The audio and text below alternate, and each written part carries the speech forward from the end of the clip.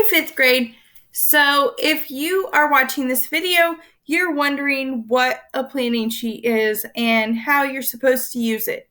So I taught a lesson on this um, last week, and we were in distance learning. So if you're not sure, or maybe you don't remember watching it, head back to work for the week of January 18th through the 22nd.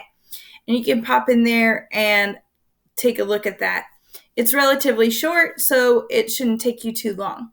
However, if you did indeed watch it and you know what a planning sheet is for, you remember filling out that exit ticket, and you're ready to go, you just want to know how I'm asking you to use it during this assignment, then stay with me. So I've attached it over here. It has a 0 in front of it. And remember, sometimes when we look over here, Google mixes up the order. So they're not the order that I attached it.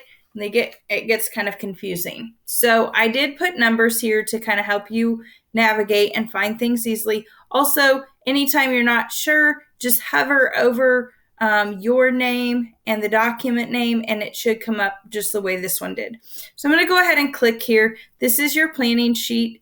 And on any of these documents, I've kind of included some directions on how to use it and the steps that you'll use while on that document. So there's no set order for this planning sheet.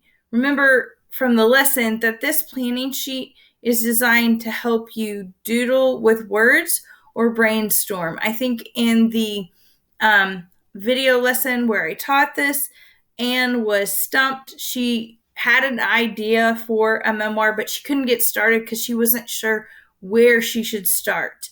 And so she kind of just sat there and stared off into space for 20 minutes. Then her teacher suggested that she get out a planning sheet. It's not her actual draft, but she just start listing possible ways into the experience. So she came up with a list of 5. Then she picked the one she liked the best. And then it spurred her to get going on that memoir because she had a concrete strategy that she used. And then she could choose a lead that she was excited about. And that kind of helped her get going. It made it easier for her.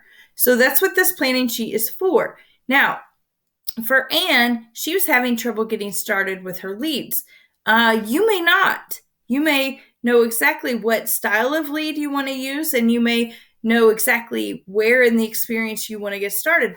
Let's say as you are writing your memoir, you get stumped along the way. Maybe you're trying to figure out how you want to write the dialogue of a person that's speaking in your memoir. But you don't want to do it in the draft because you're afraid you'll mess up something that you already have there.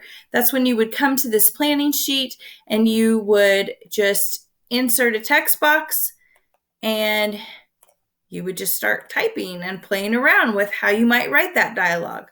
Or maybe you're trying to think about what physical characteristics you want to use to describe someone in your memoir. So you might come in here and do the same thing. So you can do this by adding shapes. You can do this by adding text boxes. If you need to do a mini web, you can do that. If you want to stick a picture here for your reference so that you can bounce back into your draft at any point, you can do that. Really, there's no rule about how you can and can't use this. It's just here for you to work things out and to use concrete strategies in the drafting process. Okay? So it's just separate from your draft. Some of you may need it, some of you may not, and both options are perfectly fine, but that is how you will use the planning sheet. Once you get unstuck or you work out whatever you're trying to figure out, you would just click back to the assignment and jump back into whatever draft or document you were working out of, and you would put those in there the way that you decided. So hopefully that helps you understand how to use your planning sheet. Remember, it doesn't have a number, it's number 0. You can get there easily just by hovering over it and then clicking. Let me know if you have any questions or need help with anything. I love and miss you guys. Can't wait to see you soon.